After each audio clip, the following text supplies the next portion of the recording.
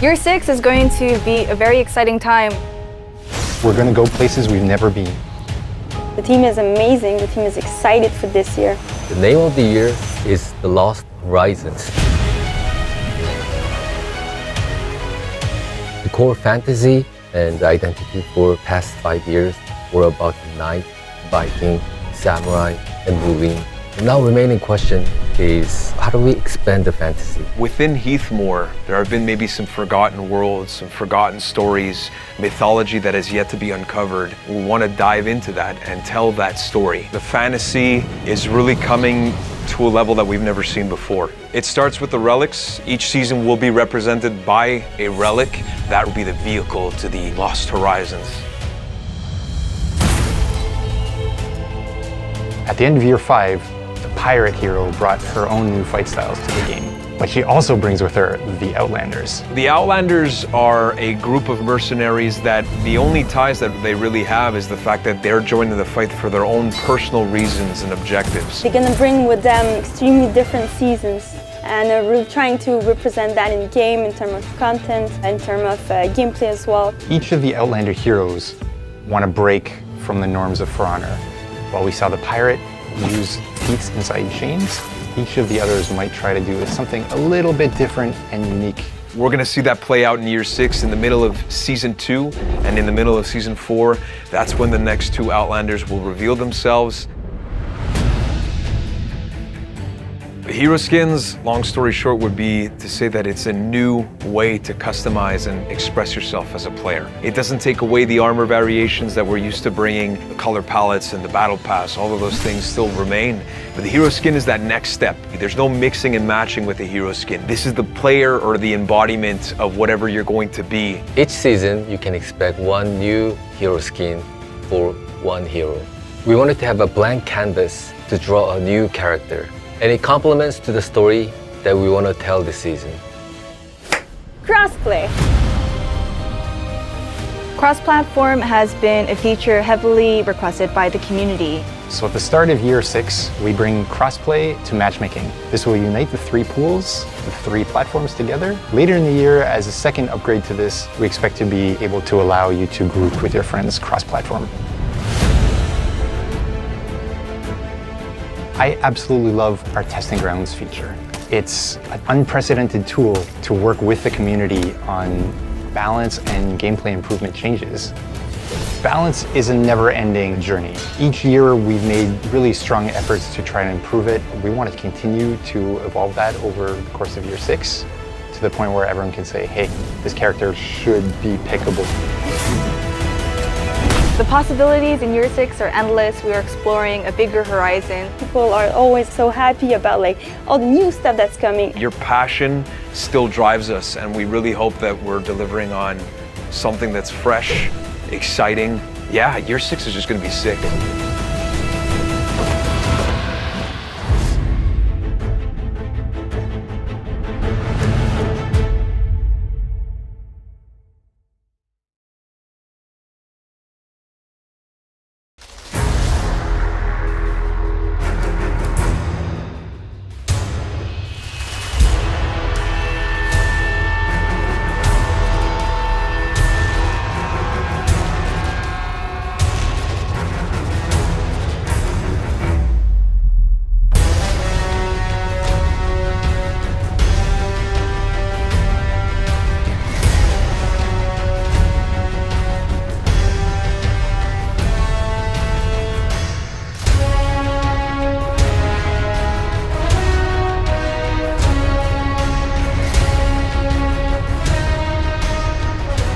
Hello, Warriors. Welcome to the first Warriors Den, of year 6.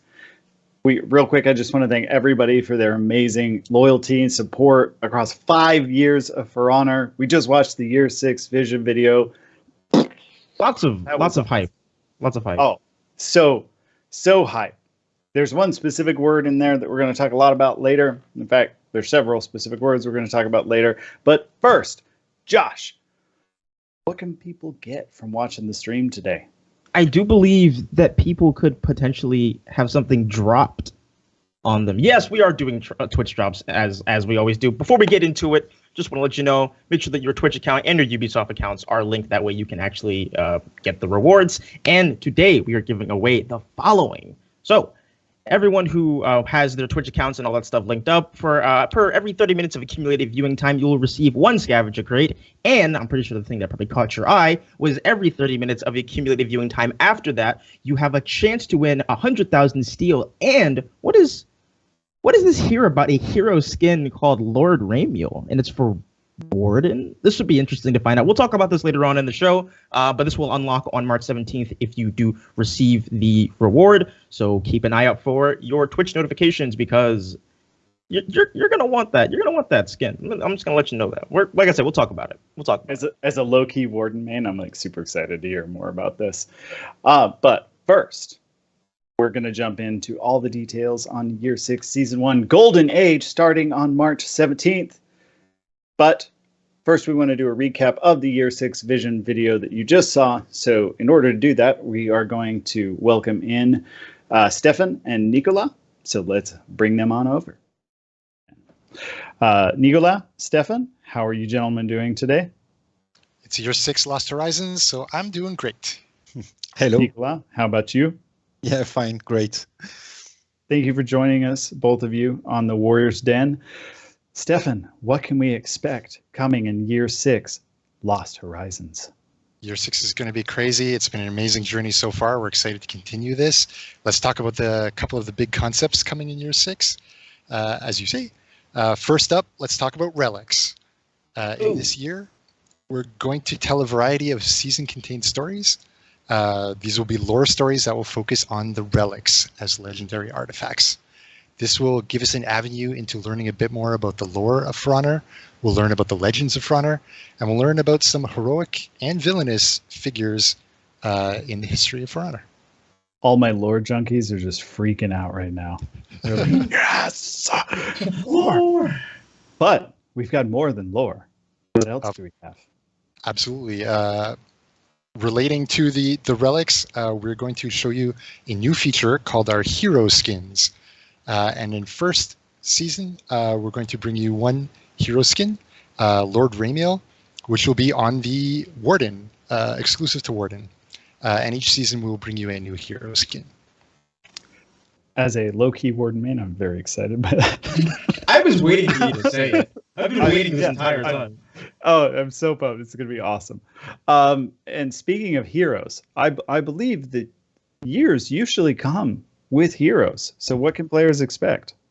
It's got to be heroes, right? Well, in year 5, the latest hero, the pirate, brought with her the new Outlanders group.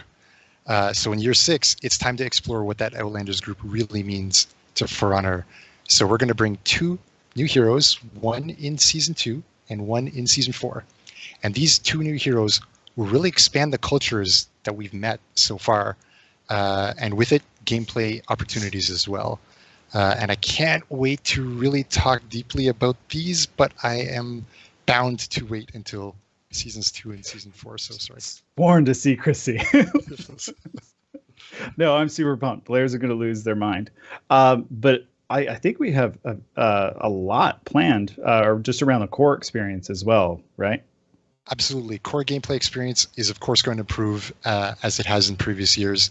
This means improving the balance of heroes. We've done a lot of work over the last, especially year and a half, to get as much of the roster to viable as possible. We're going to continue to take that journey so that everyone feels quite strong and quite fair across matchmaking and top level. Beyond that, there are gameplay system improvements that we're going to bring, the first of which we'll talk about later on in the show with the Dominion improvements, but there's going to be other cool stuff. And of course, we're going to also tap into our testing grounds feature to really help with hero balance, gameplay improvements, and making that a two-way street with our players. Love testing grounds. Always love seeing how players react to what we put in them and see how it changes and shapes and what actually goes into the live game. So I'm excited to hear that testing grounds are coming back, and we're going to have a lot for players to sink their teeth into. But for those of you who may be sitting there wondering, what about this Nicola guy? What's he doing? Why isn't he talking? Yeah, Nicola, do you want to talk to us a bit about crossplay? Yeah, indeed. I'm happy to announce that with the start of the year 6, we released the first step of the crossplay feature in For Honor. So at the beginning of year 6, season 1, we are opening the matchmaking to all platforms, PlayStation, Xbox, and PC. The pool of players in matchmaking will be unified, and you'll participate in a bigger pool of players. Of course, we expect that you feel improvement with the matchmaking with this feature, and you will be able to use any game mode, PvP, PvI that are in matchmaking on cross-platform. Chat's got to be just blowing up right now. Pogs. I notice here, though, that it's split into 2 phases. So why the 2-phase approach? Yeah, because the first part of the feature is ready to ship, so we didn't want to wait longer to release it. And initially, the For Honor game wasn't designed initially with this kind of feature in mind. So the dev team have to work on the foundation of core system to be able to enable the crossplay functionality. So we are continuing to work on it, of course, to improve it over the time. And we will release the phase 2 with the cross-platform friends invitation later this year. Awesome. And I understand that, given putting something this big into For Honor, there's probably going to be, some considerations that had to be made. And I know there are a few. Do you want to talk to us about what those are and what players can expect in terms of making the transition to crossplay? Yeah, indeed, there are some expectation, and with the arrival of crossplay feature, we have to reset the skill rating used by the matchmaking system for the entire player base in order to recalibrate the system that may differ between platform and ensure a unified skill rating. So this is unfortunately necessary, but it's temporary. At season start, you may encounter some variation in matchmaking for the first few matches. It needs some time for the system to recalibrate with those new values. Also, for technical constraints too, the in-game voice chat will be deactivated in crossplay matches. We are currently working to integrate it in the future updates. And on the side note, for the text chat, the free text chat that is available on PC will be visible only on PC. Console player will not be able to see the free text chat from the PC player, but the quick text chat will remain the same and will be available on all platforms. So those PC players who are looking forward to being toxic to console players, you're just going to have to stick to WoW spam. So I am pumped. This is awesome. This is something that I think a lot of people on the team, weren't sure if we'd ever see in For Honor. So this is a tremendous achievement by the team. Yeah, and if I may add, the crossplay will be activated by default at the beginning, and of course, we understand that some of you may not want to matchmake with other platforms, and for that reason, you will be able to deactivate the crossplay feature in a new menu system specially created for it. So just take note that if you deactivate this feature, it will affect the quality of the matchmaking, and you will lose benefits of being part of a bigger pool of players. But for those of you who are like, I like my For Honor the way it is, I just want it to stay that way, and you don't want to be a part of that larger pool, there will be that menu option for you to opt out. Yeah, indeed. So this is awesome. Thank you, both of you, for joining us and kind of giving us the highlights of all these things. Nicola, in particular, thank you for, this is your first time joining us in the Warriors Den. It's been awesome to have you. We'll be right back. Thank you for having me. We'll be right back with Mr. Stefan and some others as we get into the nitty-gritty details of Year 6 Season 1. But first, Josh, what are players going to see?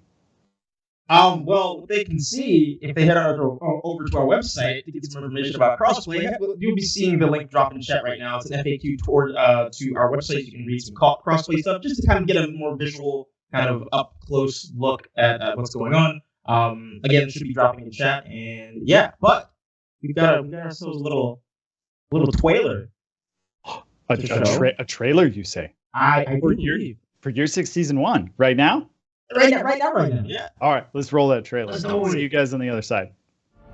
Long before the Cataclysm, before Heathmoor ever bore its name, a brave warden vowed to bring peace to his people. By doing the unthinkable, he ventured out where no one had ever dared. In a forest lay a beast no one could tame. But the warden's will did not waver, sealing a blood pact to end all wars.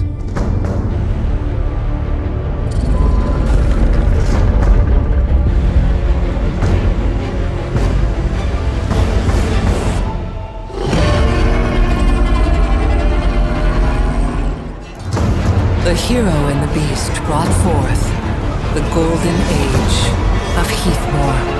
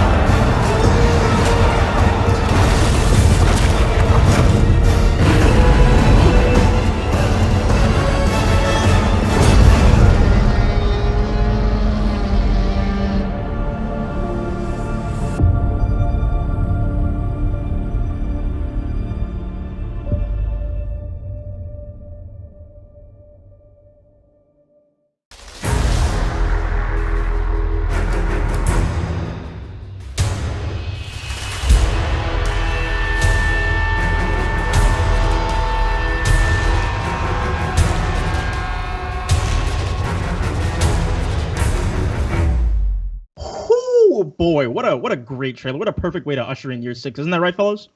Oh yeah. Oh yeah. Absolutely. I'm super excited. Obviously, we have a lot to cover. We have a nice little panel here of fine people to talk about year 6, season 1. So first off, we have Stefan, Ian, Christoph, and Julienne, who are actually new to the Warriors Den. This is their first one. Fellas, welcome. How you doing? Thank you. I'm doing really well. Good. Glad to be here.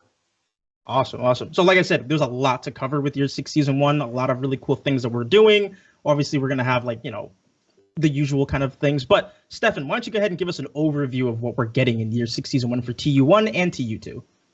Thank you very much, Josh. So this season is broken down into 2 major patches, Title Update 1 and Title Update 2. A lot of the stuff that you're going to see in Title Update 1, other people are going to really break down the details over the course of the show.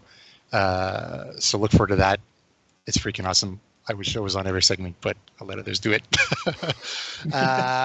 So let's hit the details here. First up, launch event, the Oath of Wyverndale. It's going to be a cool gameplay event. You're going to meet the hero skin in it. It's going to be quite awesome when you see this stuff later on.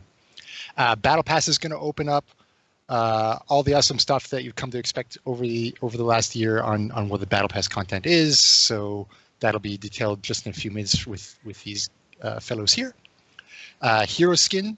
This is a new feature that we talked a little bit about, and we'll talk a little bit about as well later on.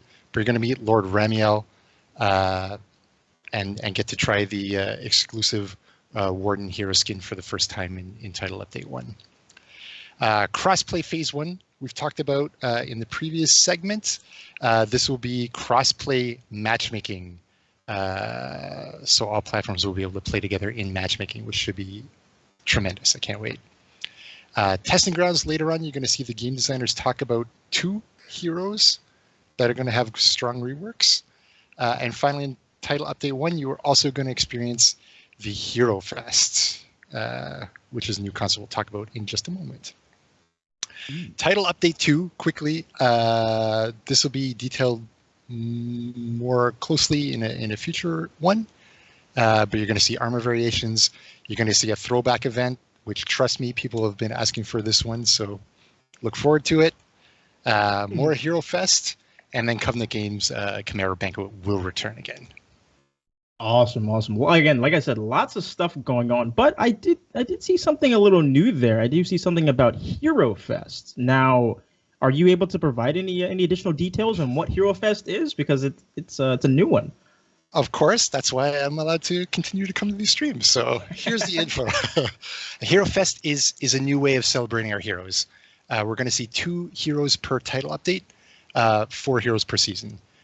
For this specific hero of the Hero Fest, we're going to see a new offer. Basically, for 1 week, players will be able to play one specific hero for free if they haven't bought that hero already. We'll have a sale to buy that specific hero, 33%. Players will get 2 free symbols for free if they log in during that week of the Hero Fest.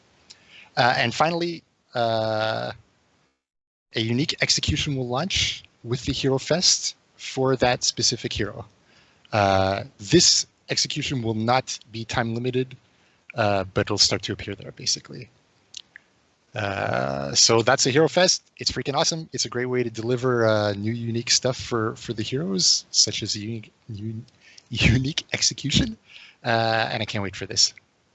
Yeah, I'm super stoked. Also, I appreciate the use of Aramusha as the poster boy, I guess, for Hero Fest. So that's pretty rad. As a Aramusha player myself, very nice to see that. But let's get into some narrative stuff. So we're starting a new season. The new season means new story beats, new heroes, lots of stuff that is happening. We're kind of expanding the world of For Honor even more and adding some new details. So Ian, why don't you go ahead and give us an update on what we can expect narratively through year 6, season 1? Absolutely, Josh. Well, first of all, thank you for having me again. I'm glad to be back. So hey, everyone. Yes, here we are now kicking off year 6. In the last season, if everyone remembers, we introduced the pirates. The pirates came to Heathmore because new passages were open to them after a series of climate changes. And when they were introduced, the pirates, we teased that they were on a hunt for treasure, but we didn't really say what exactly they were looking for. Well, it turns out they were actually looking for something in particular. and now they found it. The pirates have unearthed the lost reliquary of Wyverndale, and inside they find an old relic called the Chalice of Immortality. Now, what's the Chalice? Well, the Chalice reveals the ancient history of Heathmoor, long before the faction war, even longer before than the Cataclysm itself. So through this lens, we get to explore the golden age of Heathmoor, like this distant past, an age of hope, of prosperity and unity, a very different era. It's a time of wonders, mythical creatures, and new heroes. And it's all spearheaded by Ramiel, the founder of the Order of Wardens. And as players will find out, he is the first ever Warden in Heathmoor. That sounds so sick. I love the narrative stuff for Honor, especially when it just like again it expands, kind of grows, and kind of deepens the lore of the game. It's super awesome. So definitely hats off. I'm very excited to see how it's all fleshed out throughout the year. It's gonna be super sick. All right, now let's talk about like my personal favorite thing, music. Their music in Year 6 Season 1 obviously is different because it is a new season, and we have Christoph here to actually talk about that. So. Why don't you kind of get into the inspiration and like the process of crafting this music, and then kind of like finding the instruments to make that sound unique for this season? Sure. Hi, yeah, I'm just here to do a quick segment to talk about the music for this season. The whole team really loves that one, and it is also one of my personal favorites, so we're pretty proud of it. As you know, this season is leaning on really the fantasy, the golden age, and we did the same with the music. So we provided some very famous high fantasy movies and games as example of what we wanted to our composer Luc. Luc Saint-Pierre is, by the way, has been the sole composer for Honor for the past few years. And as per our request, the musical theme is in 3 movements. The first one is before the battle, which is angelic and peaceful. Then, of course, there's during the battle, which is structured and disciplined combat. And the face-off is derived from that second movement. And finally, the third movement is the after the battle. It's the will to return back to normal, but the war has taken a certain toll on everyone. So I have some cool little details about the music. The strings, so the violins, the violas, the cellos and the basses, and also the brasses, so the French horn and the trombones, were recorded in Nashville studio Ocean Way. There's also a genuine Celtic harp that was recorded. The main singer was Coral Egan. She's the daughter of the famous Karen Young, if you know her, and you can go see her whenever the Montreal Jazz Festival is back. She only had 2 weeks to learn to pronounce the Gaelic in the song, and a fair amount of the singing was also improvised on the spot. And also as a final note, there's a little really cool Easter egg in the middle. We do a nod to the original Night theme song from back when the game first came out.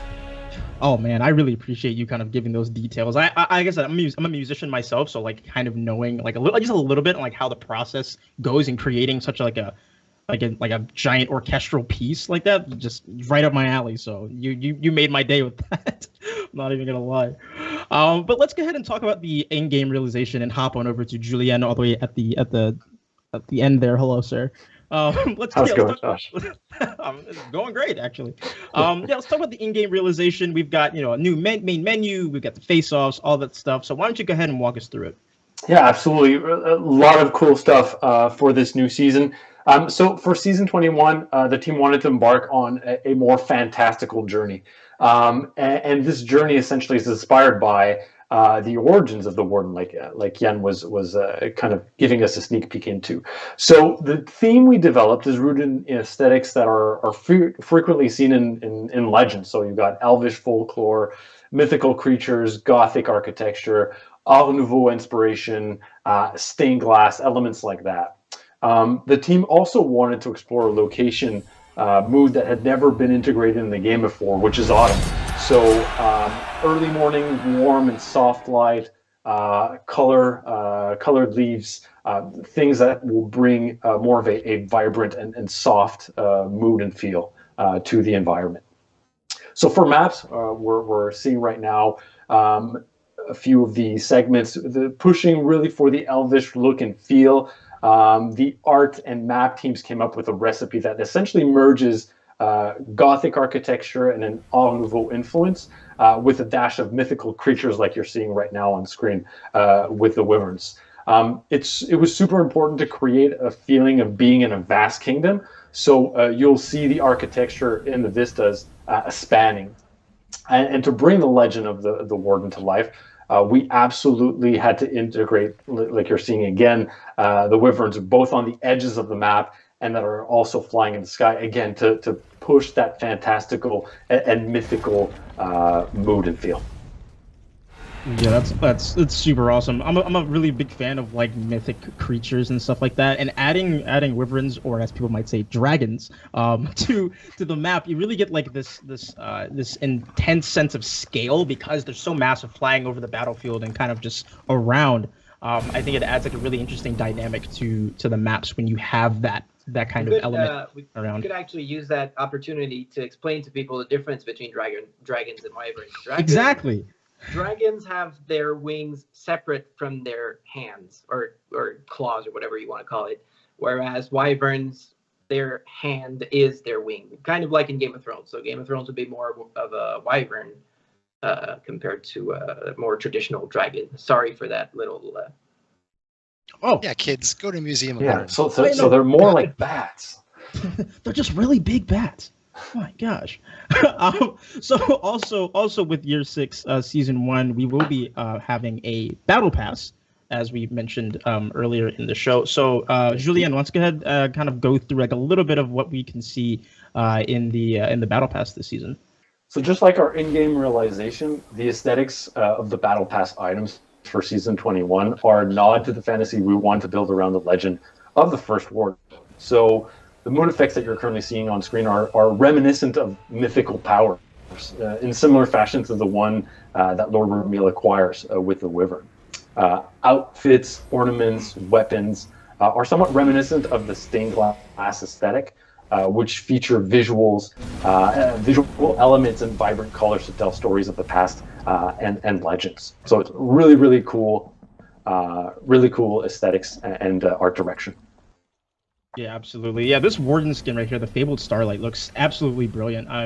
It really kind of just leans into literally everything that you were just saying, and I like the kind of like light and dark contrast between some of the cosmetics. Like they look really cool, and then again, this kind of reinforces the whole kind of stained glass thing you were talking about with some of the ornaments. So it looks really awesome. But we have an execution. Yeah, and even the executions give a glimpse into the legend that we want to be telling players. So in this execution that you're seeing, this is essentially inspired by how Ramil got rid of his nemesis to become the first warden. And the podiums as well give a glimpse into the legend. The podium that you're currently seeing reenacts how Lord Ramil acquires the supernatural powers from drinking the Wyvern's blood. So all in all, super cool new items.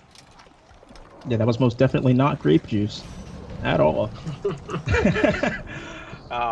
This is just more battle pass weapons, kind of just giving everyone a little sneak peek into what they can expect with this season's battle pass.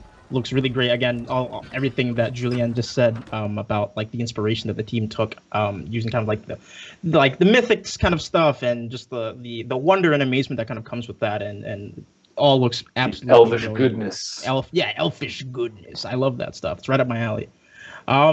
So there you have it, folks. That is Year 6 Season 1. We've got some stuff for TU1, TU2. We've got a battle pass. We've got new lore. We've got Lord Ramiel kind of his presence now being felt in the game, and now we have like these artifacts and like these really cool things. So what we're gonna do is we are going to kick it over to the battle pass weapons video, so everyone can get a look at what is in the battle pass for those types of things. And don't go anywhere, Warriors. We will be right back.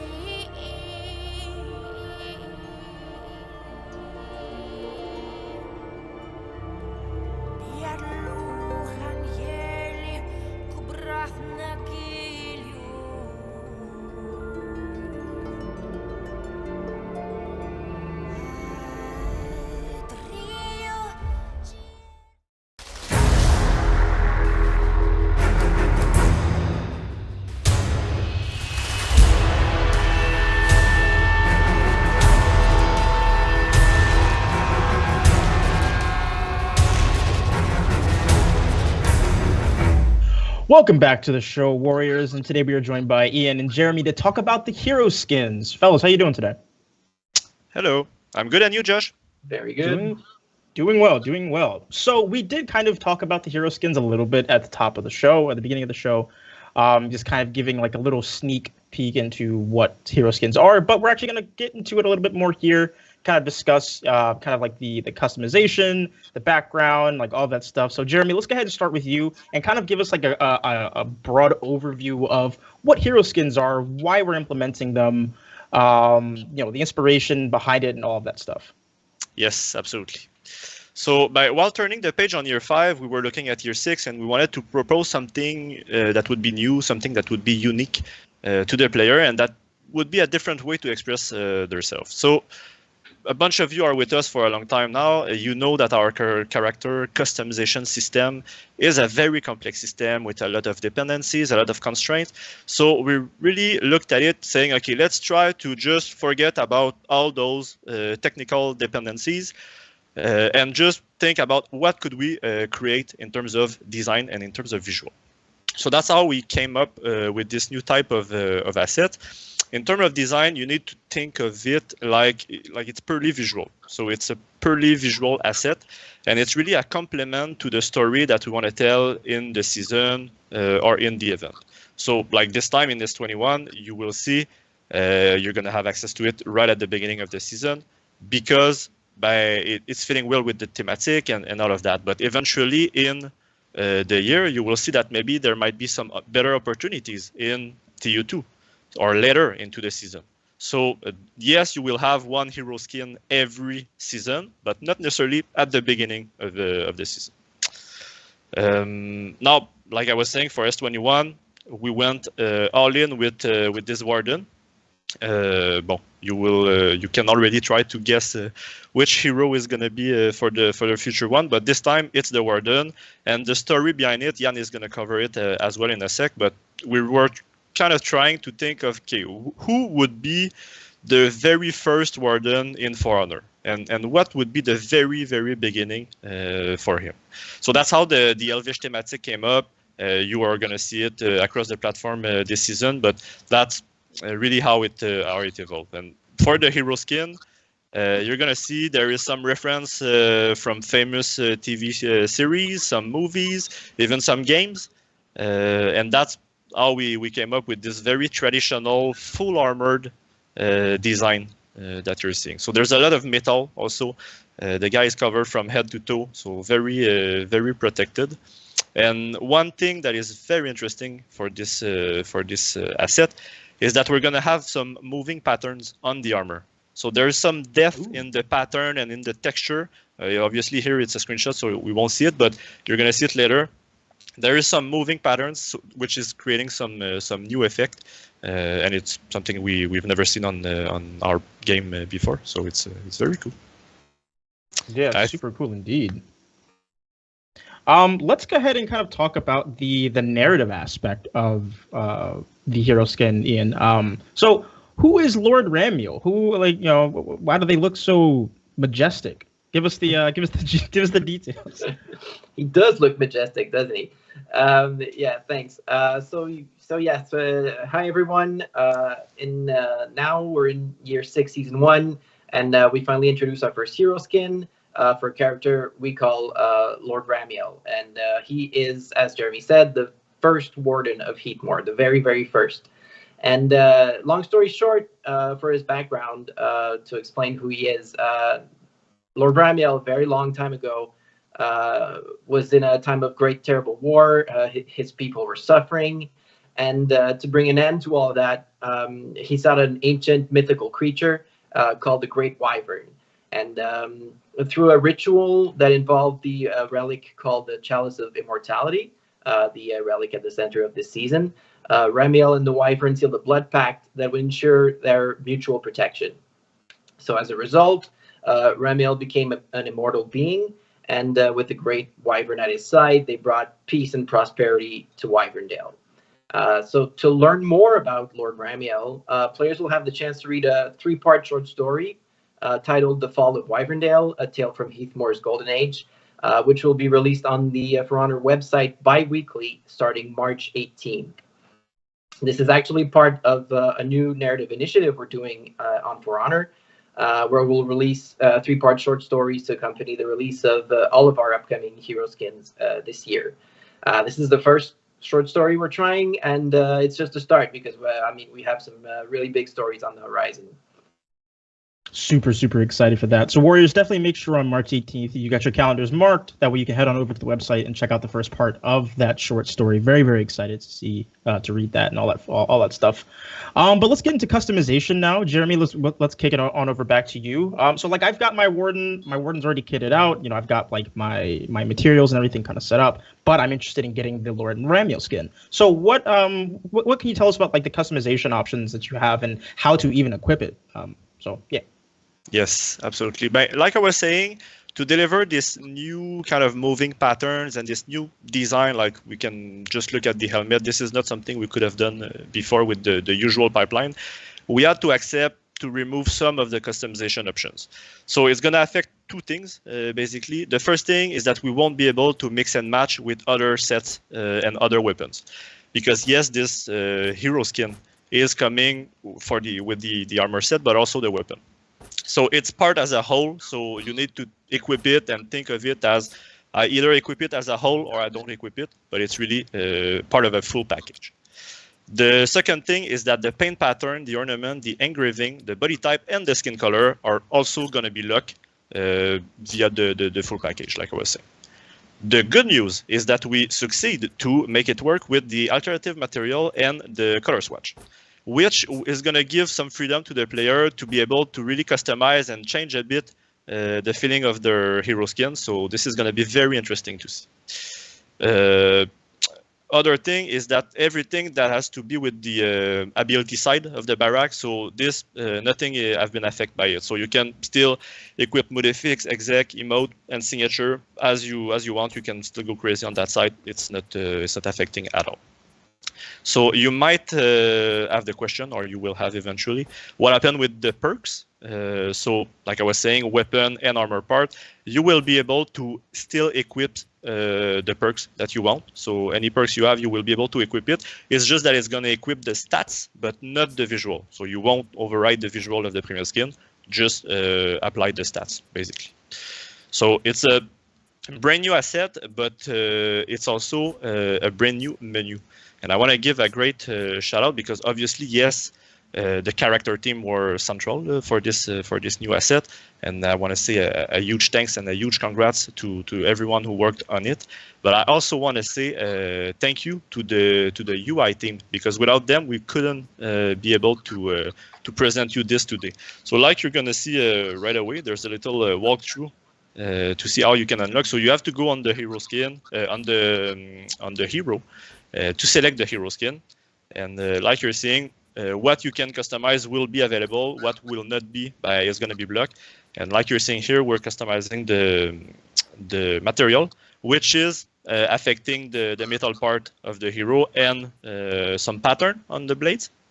And after that, you're going to see with the color palette, it's going to affect the fabric and some of the precious stone that you're going to find on the weapon. So that's really, you're going to have some fun, I think, to customize this. And we're pretty proud of how it came out. Yeah, it looks absolutely amazing. I want to see at least one singular Lord Ramiel skin during the next For Honor fashion contest. So whoever's out there that wants to make that happen, please and thank you. But yeah, that's pretty much the Lord Ramiel skin. Again, we're kind of showing you the customization option. You can see the hero skin customization tab above like outfits and stuff like that. But yeah, so you'll be getting one hero skin per season. It'll be obviously for a different hero whenever it does get released during that season. It will cost 25,000 steel. Sorry, I don't know why I was thinking of something else. But it's also available for real world money at $11.99, and that will include the hero skin in its entirety, 7-day champion status, and of course you will also get 3 scavenger crates. So if you are interested in that, you will have that option as well. But there you have it. That is our first ever hero skin, Lord Ramiel, for Warden. Very excited. It looks amazing, as I continue to say. So Ian, Jeremy, I want to thank you guys so much for coming on to talk about it. But before we kind of get out of here, does anyone have any kind of last minute things they want to bring up before we move to the next segment? Yes, but maybe I can just add, with this addition of this new type of asset, we are not removing anything in terms of armor variation, battle pass, and event pass. You are still going to receive all of that, and you will see maybe the armor variations will have the same thematic of the season. You will see, but yeah, I just wanted to make it clear. It's really another asset that we're proposing, another option basically to the player, but it's not going to remove anything on that end. And really go on Reddit and please let us know what you think about this. We're very happy, and let us know what you think. Which, speaking of Reddit, it makes me think.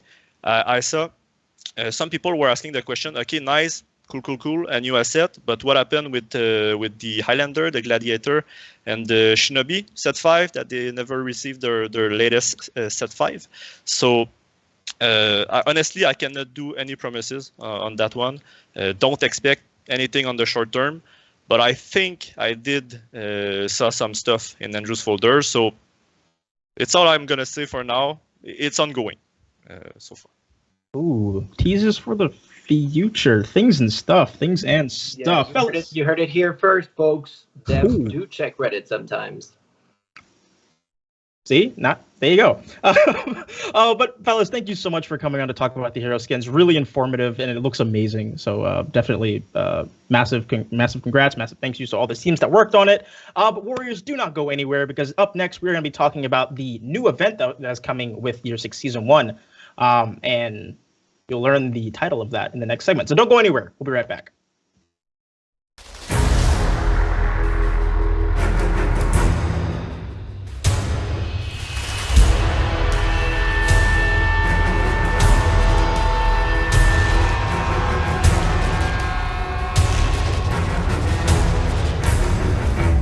Welcome back to The Den, everybody. We are joined by Julien to talk about the event that will be coming with Year 6 Season 1 Golden Age. So, my friend, how are you doing today?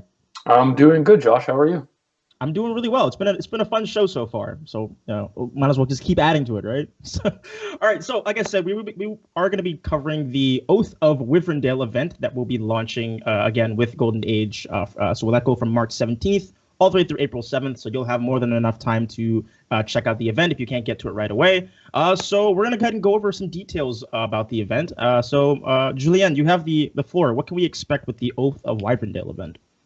Yeah, so during the Oath of Wyverndale, you'll get to play, surprise, surprise, the Wyverndale game mode. And this game mode is a variation of the Dominion with a boss fight to replace the lane and Dominions. So the idea behind this mode is to have both teams race to generate the most victory points by inflicting damage upon the neutral boss, which is going to be Lord Ramiel, presented you earlier on by Jan.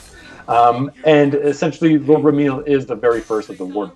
So in the map during this mode, you will have boosts, and these boosts will help you either damage or survive Ramiel.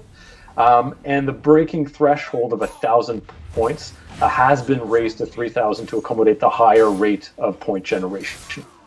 So what's really cool about this game mode is the fact that you'll need to develop strategies to manage both your damage generation that you're inflicting upon Ramiel, but also the capture point control that you'll need to upkeep at the same time. So it's definitely a challenge that kept us, the team, coming back for more when we were testing it, and I'm sure it's going to be a challenge that you'll enjoy as well. And one last thing, keep in mind that you do have wyverns flying around at the map, so make sure that you don't get caught by the fireballs that are going to be raining down. Yeah, we saw a couple of them kind of just like hanging out like on the outskirts of like the map, kind of just watching things happening, and then you have another one flying around there. Would be very unfortunate to get hit by a fireball to come out of the wyvern's mouth. Am I right? Yeah, it'll definitely give you a headache. Yeah, we don't want that. We're trying to stay focused. We're trying to be locked in. We're in battle. So also the oath of is it Wyverndale or Wyverndale? Because like I said a Wyverndale and I heard you say Wyverndale, so I was like, oh no, am I saying it wrong? I hope it doesn't matter. I guess it's like kind of like a tomato thing, you know? Exactly, Josh. Tomato. Yeah. See, you get it. You get it.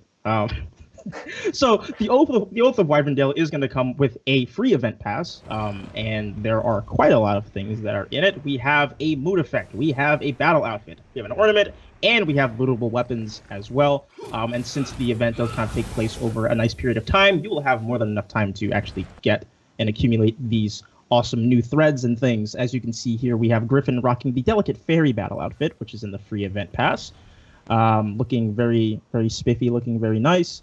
A lot of elvish goodness going on there. Yeah, elvish goodness. You've got the kind of stained glass, cathedral-esque vibe for the ornament there. Yeah. Staying true to the season fantasy.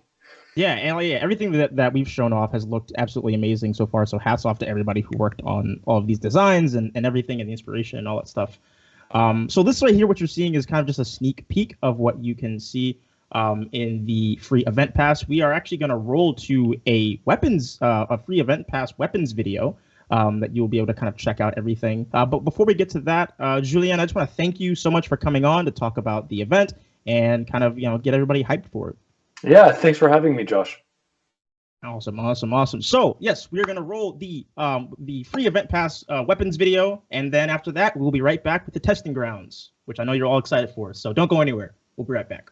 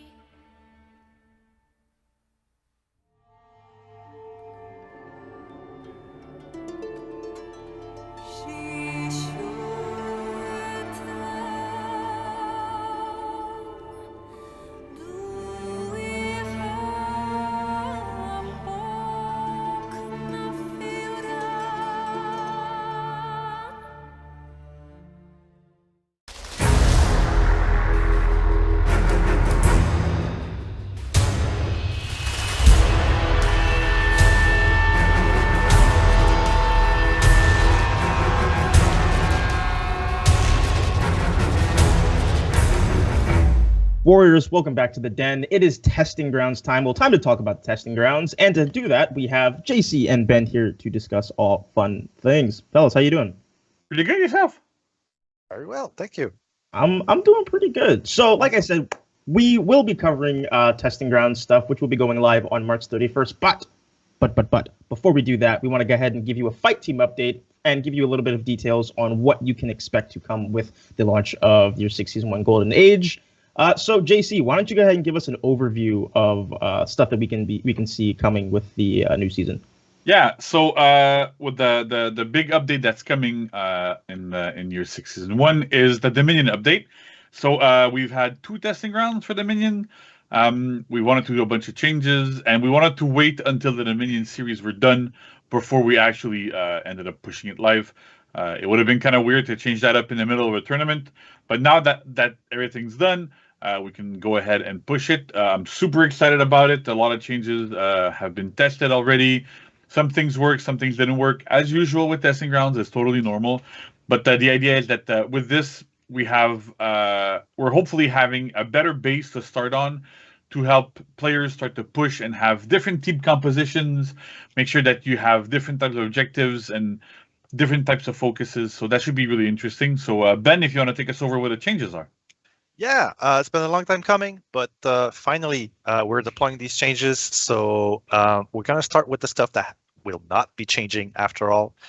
We've been messing around with the capture speeds in the TGs to kind of alleviate the whole dead ball thing where a whole team could just demolish everyone in a point, get the point immediately, then go to the other point and rinse and repeat. But in the end, trying to alleviate that by changing the capture speed caused more issues than it solved, basically. So by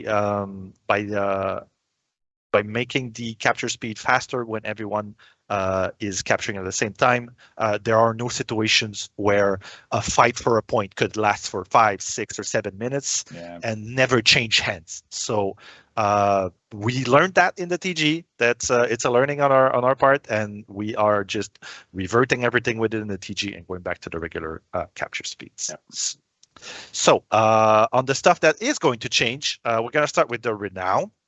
That's the big one that everyone was really anticipating, really. So all heroes will now gain the same renown for every single action in the game. So if you're killing someone as an assassin, you're going to get 20 renown. If you're killing someone as a hybrid, you're getting 20 renown. And all of the different activities are going to wield the same renown. So I think everyone is going to be on board with this. It's the biggest change in the meta, and we hope that hybrids and assassins in general are going to be happy about this because they were kind of feast or famine on the whole renown deal. Yeah. This feels super good, dude. Like, this is really, really amazing. Yeah, so as you can see, we are still going with the defense zone renown removal, but we've heard the players, saying that the removal of defense zones made trying to contest a point less risky than we wanted it to be in the end. So to alleviate that, we are introducing a brand new system. So when you are contesting zones, the amount of renown you will gain is going to depend on who owns that zone at that point. So what this means is if you're contesting your own zone, you're going to get a certain amount of renown, let's say 36 per minute. But if you're contesting an enemy zone, you're getting less renown per minute. So this encourages you to protect your own zone and encourages you to attack zones when you are making more of a organized effort, more than just kind of trickling in just so that you get your contesting renown and no one else gets the point. And furthermore, we are making boosting a zone the best source of zone renown gain, so that if you are boosting a zone and you're just sitting there not doing much, you are at least getting a lot of renown for your team, and this encourages the other team from preventing you from doing that. So we're hoping this is kind of like the healthy cycle of Dominion that will be going forward, and we'll be monitoring how that goes. Yeah, that's super interesting. I find that this method that we're using right now is really cool because you end up like you can just hang back and go into your zone, clear some minions, and like keep that going, but it will not actively prevent your opponents from really getting renown. So you really want to stop them. So you will have to go into their point, lower their renown gain a little bit. You're still gonna get some. You won't get as much as them. So you want to go there, kill them as fast as you can, so you can capture the zone, start boosting, and have a bit more back and forth in that. So that's what I'm really looking forward. I find it's a super interesting concept that we have right now. Yep. Moving on to the special renown. They don't really have a name, but we're calling them special renown. It's the bunch of stuff that you are getting for doing, looking at the moon while you're killing someone, get +5 renown. All of these stuff is they're gone. They were making the renown gain very obtuse and very hard to understand for players, and for no real gain. So no one was really playing for these rewards. They were just getting them for no real reason. And so we are only keeping the 3 rewards that we feel are helping comebacks, really. So stuff that you can do while you're behind to help you come back, but all the other stuff, it's gone. Next, we have the feat thresholds. So with all of the gigantic renown changes that we have, there was no way we were going to keep the same feat thresholds. We had to kind of adjust them. And if we're going to do it, might as well change the one thing that was weird with the old feat thresholds, which is they were all over the place. Like you didn't feel a sense of progression in unlocking them. But now, the higher your feat tier, the longer it takes to unlock it. So when you go from feat 1 to 2, it's rather fast, but from going from 3 to 4 is much longer. So you really feel the reward for getting feat 4. Yeah, and it's important to note here that like a lot of this is also based off the fact that we removed a lot of that special renown. We adjust the renown gain. So these are adapted a little bit. You should be getting your feats relatively around the same time, or maybe a little bit quicker, but nothing overly jarring. So there's no need to like panic of, oh my god, it's like 320 to get feat 4, but it's totally fine. So we're good to go with this. Yep, that's it. And finally, on the whole points gain, basically we're going to go with the values that we had in the last, I believe, 2 TGs. So we are making the boosted zones gain a bit less, but just controlling a zone is worth more than before, and the minion lane is a little more than before. So we feel that after looking at the data in the last TGs, this was a pretty cool balance to keep the matches around the same length, while still making all the points kind of equally important. So you can't just leave the lane alone or leave the points alone and just concentrate on the lane. So there's going to be a back and forth going. We're hoping, at least. And really, that's about it. So leaving it to JC for a final comment, maybe. Yeah, no, I find these changes are super amazing. Like I said, I think that what this opens up for us is the possibility of pushing towards different archetypes, different types of team, different types of picks, and maybe you're gonna pick characters that are better at group fights, sometimes better at ganking. Like the minion lane still is important. Maybe you're gonna try to build a comp that just controls your home point in the minion lane. Maybe you're gonna build a comp that tries to control both points, like A and C. So all those types of things are really what we're trying to push towards, right? Making sure that the minion is more exciting, more engaging, and has a better payoff at the end, while still being strategic and making sure that you have to make the right calls at the right moment, like we see right now. So I'm super excited. I can't wait to see that go live, and that should be really cool. Yeah, that's awesome, Ben. Thank you so much for going through that. It's like a lot of numbers there, a lot of different values. So I definitely appreciate you taking the time to explain it in a way that is like understandable for everybody. But so, all right, that is the stuff that will be coming with Year 6 Season 1 Golden Age on March 17th. Now let's get to testing grounds stuff. Testing ground. TG. All right, so this is going to run from March 31st to April 6th. We've got some stuff, JC. Who's going to be in this testing grounds? Right. So we're going to have a second iteration of Conqueror in the testing grounds. The results from the initial one were not as we expected. They're not the result that we wanted. So we have no problem putting Conqueror in a second testing ground. We've done it before with Shinobi, with like some of their hard characters like Raider and stuff, where you end up having, they're going to launch it a little bit later, but at the same time, we want to get something that's really good and healthy and feels really great. So we're going to do a second iteration of Conk. But here's the thing, though. I see, like, Conk seems kind of lonely here, right? Like, it looks like there's space next to him. We don't know what's going on. Yeah. So I wonder who's there. Who's that warrior? It's Shaolin. Yeah. So we're going to do, we're also doing Shaolin in these testing grounds. Super highly requested character. Right now, one of the worst characters to play in the game competitively, and so that's like we're really hoping to push Shaolin again to be a lot more playable. Again, the goal of reworks, just to make sure people understand it, we're not aiming to make these characters like, oh my god, S tier must pick all the time. We're really trying to bring them up to par to the rest of the cast to make sure that they're actually playable, they're good, and have a bit more of a squish in the tier rankings and that sort of stuff. But I'm super excited for Shaolin as well, so that should be really, really interesting.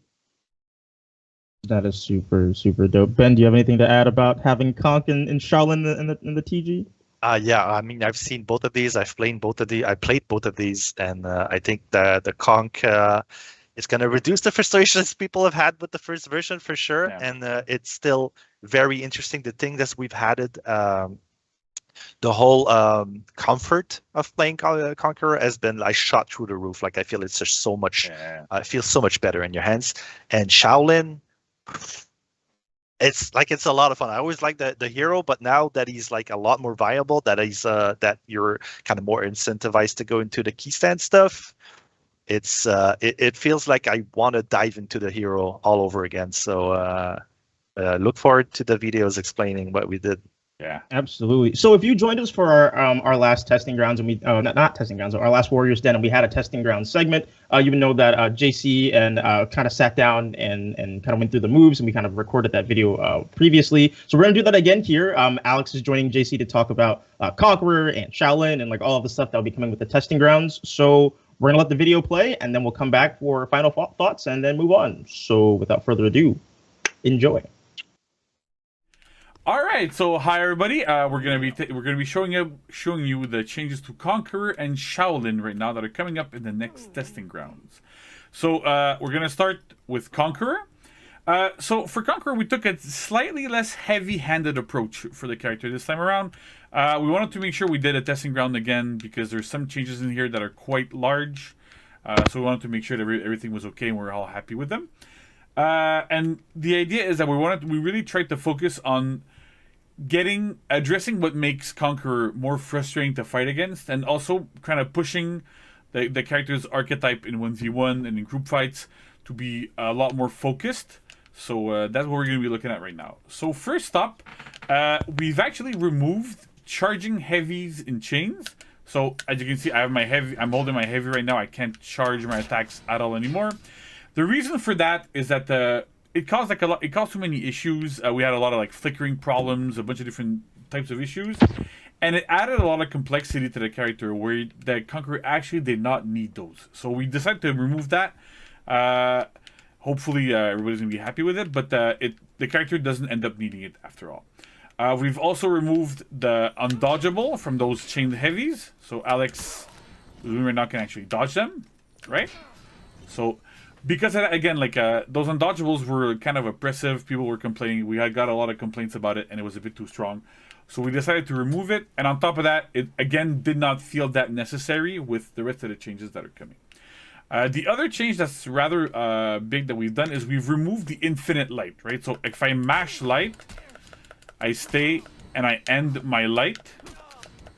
So I only have 2 lights. I have a light finisher basically now. So the thing here is that infinite lights feel really bad at low level. They're kind of like players constantly get hit by them. It's difficult to react to on lower end hardware and on lower, like for players that are not as used to the game. And at top level, they're completely useless. Players can react to them, parry them, whatever, and it's not a problem. So we've decided to remove that aspect entirely because it wasn't quite working anyway. But one of the things we've done is that Shield Bash, which you can have now, you can do it after any attack, including light finishers. So if you do like a heavy, you can do Shield Bash. You can do light into a Shield Bash. You can do heavy as before into a Shield Bash. But let's say you do a light finisher, like here, I get a Shield Bash afterwards, right? So that's kind of like the interesting here is that like Conk can actually extend his chains even if he does lights at the end and keep going. So we wanted to keep that bit of pressure there, but not be overly overwhelming. The next thing that's quite big is that the Flail Uppercut, which is the follow-up after a Shield Bash, is no longer, you do light afterwards, yeah. So it's no longer armored or unblockable, and it now has a stance. Reason for that being that Conk is not a ganker. Like when nobody's expecting Conqueror to gank, nobody's expecting those types of things to happen. Yet it was actually quite strong in the testing grounds that we had before. So we've decided to eliminate that aspect as well. Another thing that we've done is that so we had in the previous testing grounds that you could dodge cancel out of the recovery of full block stance like this. We've actually removed this. It created like weird wave dashing opportunities where you could like throw an attack, cancel a recovery by this, and then dodge out of it, and you were able to you were able to avoid a bunch of different things here. So there's a little bit more delay also when you exit full block stance. Here it's so that you don't get a faster recovery, because the way it worked is you could get actually a faster recovery in some cases by just tapping down in your recovery. You can go like this, tapping down, and then you would just tap down really quickly, and you would recover faster than if your heavy actually ended their recovery. So there's a little bit, there's 100 ms more at the end of that recovery, and that works quite well.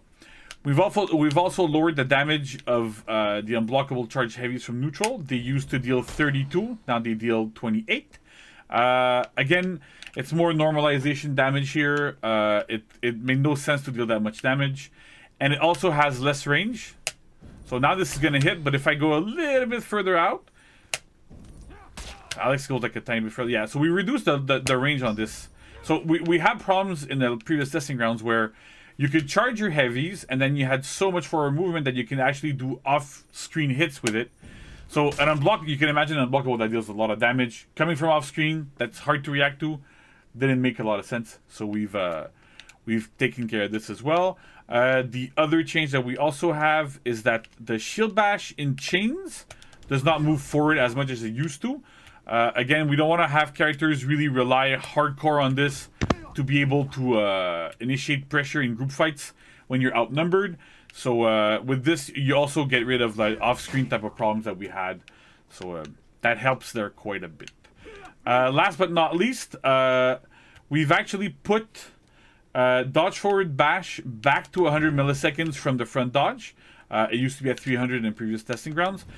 So the idea here is that we wanted to make sure that Conqueror actually has a lot more pressure from neutral without giving him like extra dodge attacks and forwards or whatever. So with this, the mix-up that actually works on live right now works on Conqueror, and it works quite well. So we've decided to keep it and keep the idea here. And one last thing before I forget, zone attack.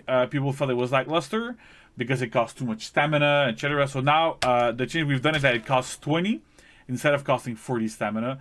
So that makes quite a difference here as well. You can use it a lot more. It should be a lot less underwhelming. So the game plan for Conqueror in this testing ground basically is you want to land as many shield bashes as you can, right? So you can do it from here, you can do it from side dodge, you can do it in chains, whatever you'd like. Whenever you land a shield bash, you get a flail uppercut. And once you've gotten that flail uppercut, you are frame advantage, which means that you actually can do flail uppercut into heavy feinted guard break. And if your opponent tries to dodge it, you're able to guard break them in most cases. And in the cases where you can't, so for example here what I'm going to do is I'm going to do a flail uppercut into a heavy that I'm going to let go. And I can go into my down stance and block attacks. So against some characters that have faster dodge attacks, such as Shaman, you can, instead of doing feint to guard break, you can just let your heavy go. Cancel recovery with down stance, you're able to block the dodge attack. Everything works quite well. And so the idea is, let's say, so you can go do a shield bash into a light, into another light, into a shield bash, into whatever you'd like, and it works really well, right? So it you get a lot of pressure here, and you want to have your opponents you want to force your opponent condition to try to parry your heavy, right? Because if you do this after a heavy, then I have, if Alex doesn't parry this, right? Then the problem that he has is that I go back into another mix-up if I want. I can go into another bash here and keep going. And so Alex constantly has to make the choice here to dodge or not dodge. If he dodges, I can feint the guard break or feint into my down stance, try to beat things. I can bait parries with these things. I can do a lot of different things that are like super interesting. It works super well. And we've managed, what we wanted to do was reduce the complexity and the amount of crazy properties the hero had while keeping the identity of the hero intact, which was basically a lot of shield bashes. People like this, it works well. And we want to have the Conqueror be super proactive. If you want to be able to actually deal damage, you have to be a lot more aggressive and really, really get into your chains, do a lot more, and get into that feeling. So that's it for Conk. We're going to look at Shaolin next. Okay, cool. So welcome back, Alex. We're going to be looking at Shaolin now and what the changes are coming to the testing ground. So please show us the way. Yeah, okay. So our goal with the Shaolin was to improve its flow a bit.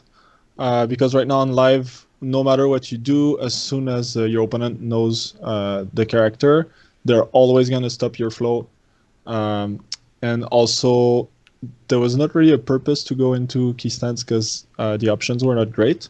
So we also tried to improve that side of the character. So first off, let's take a look at the openers. One thing that we did was make the top light enhance. So that way you can go into your key stance from there. And you can also keep your chain going if you want. Yeah.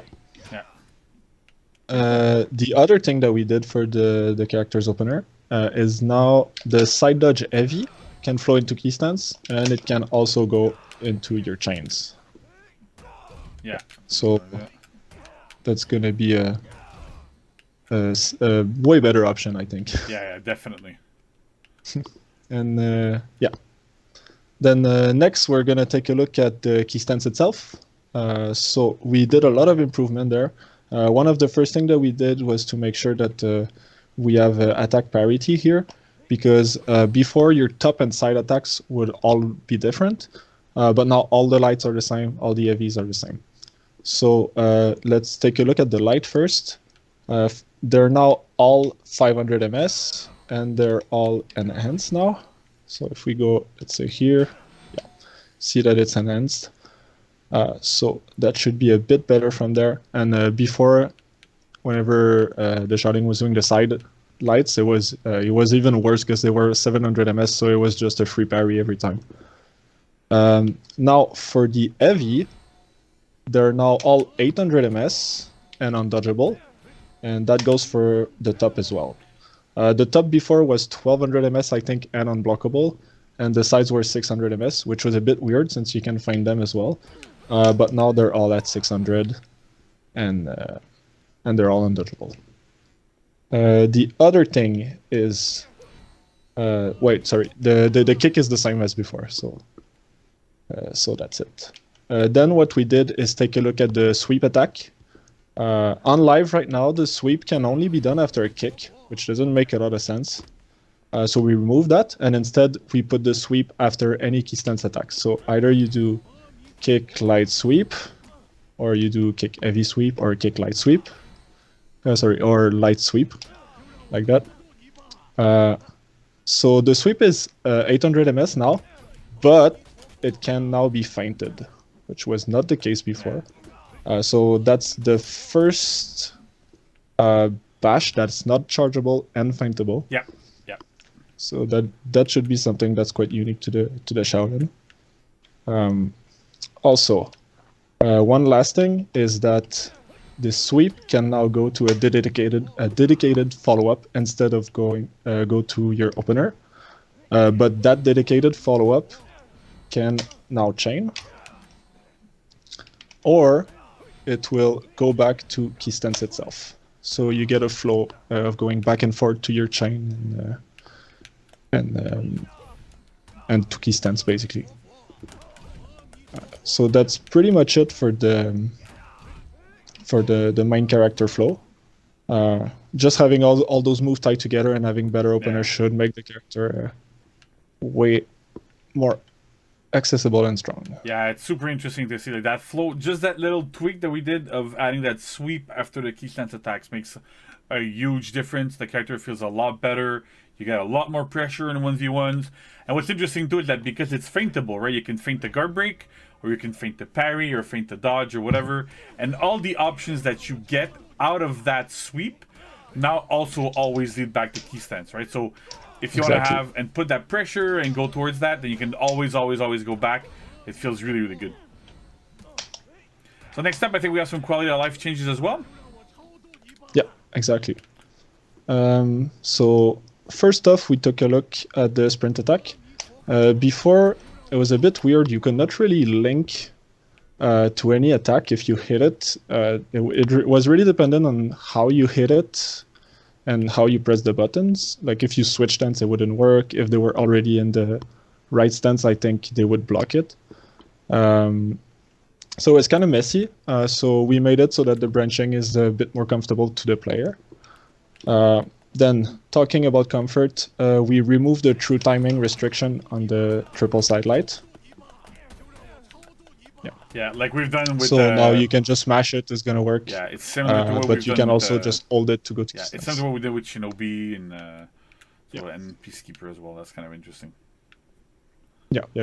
It's way more comfortable, that's for sure. The other thing that we did was to remove the unblockable heavy after the kick. And the reason for this is because it was not really it was a terrible option. Like you would always go for the guaranteed damage. But now with the sweep, it's even more true because you can get your guaranteed damage and still have the unblockable feint mix-up with the sweep. So the heavy didn't have its place on the character kit. Also, another change that we did was allow the player to dodge from key stance. So that way you won't have to press B before end. So it should be a bit more comfortable, and it also makes the key stance a bit better because it means that you have some defensive options out of it as well. Yeah.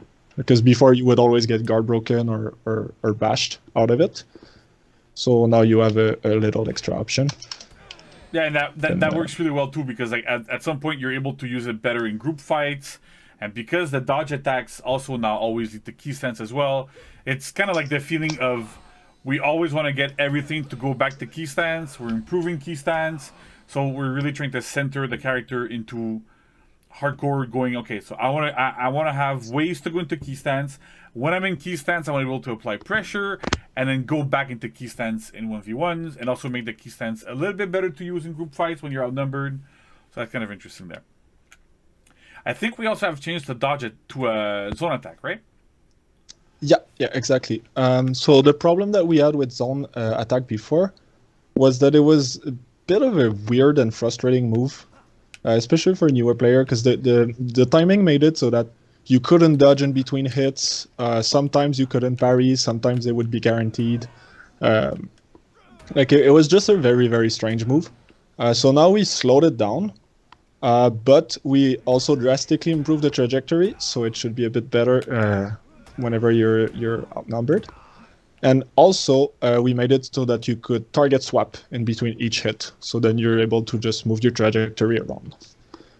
So it should be, well, much more easier to use and way less frustrating than before. Yeah, what's kind of interesting now, like you can throw it at me and I can dodge if I get hit by the first one, I can dodge again, no problem. What was happening before was that if the second hit landed, like actually hit you, the third hit was guaranteed, and if you blocked the second hit, the third hit would be auto blocked, and so it created all sorts of weird situations where it looked like you might have had an option, but in fact you didn't. So with this, yeah, it's a little bit slower, but it's a lot more consistent. And with the additional buffs, with lower stamina costs, higher damage, better trajectories, target swappable, we're really hoping that it's gonna push that move to a higher level than it ever was. That's kind of interesting. Yeah, exactly. So I think that's about it. Yeah. We're really hoping that this should improve the flow and make the character way better. During our playtest, everybody seemed to be enjoying the character way more than before. And we hope you do too. All right, so thank you. We're gonna get back to Josh, and we'll see you in a minute. And there you have it, folks. That is the testing grounds that will be going live on March 31st. JC, do you have any final thoughts on everything before we blue skidoo on out of here? No, I'm super excited. As everybody has seen, the reworks look really, really awesome. I can't wait to see what people do with Shaolin in particular. We had a lot of work. We listened to a lot of feedback, got a lot of stuff from everybody, and I think this version should be super interesting. Speaking of Shaolin, Ben just had to use Shaolin's tier 4 feat and teleported out of here, but that's pretty cool. So thank you, Ben. Thanks for joining us. And thanks to Alex, really hardcore. You really helped us make those videos. So that's really appreciated, and it's awesome. Yeah, definitely. Thanks to you, JC, Alex, Ben, the whole team who worked on the changes that are coming to testing grounds and the fight team stuff that we talked about at the top of the segment. So super excited about everything. But that's it for Testing Grounds Warriors. Don't go anywhere because we will be right back with the content of the week. Thank you.